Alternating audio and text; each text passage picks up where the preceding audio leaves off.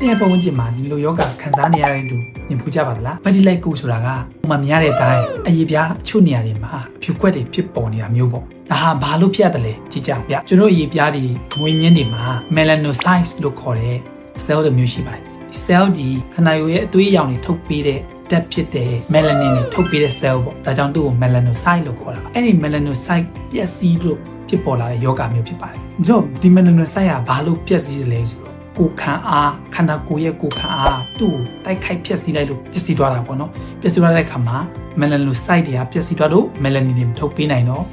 ပျက်စီးသွားတဲ့နေရာမှာ melanin တွေထွက်တော့ဒါကြောင့်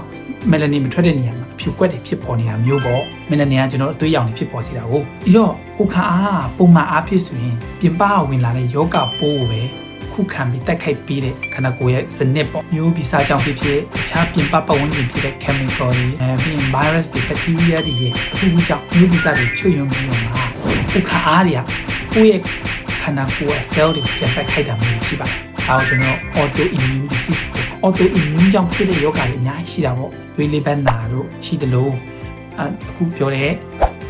vitiligo ဆိုတဲ့ယောဂလည်းပဲ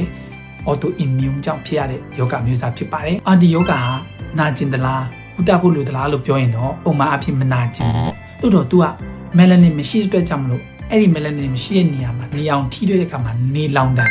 လောလောကူခံရနိုင်တယ်။ဒါကြောင့်နေလောင်လို့ခံရတဲ့နာကျင်မှုမျိုးပဲရှိမယ်။ကုသပဲနဲ့လည်းဒီတိုင်းနေလို့ရတာပေါ့နော်။အချို့ဆိုရင်တော့ဒီလိုဖြစ်နေတဲ့အဖြူကွက်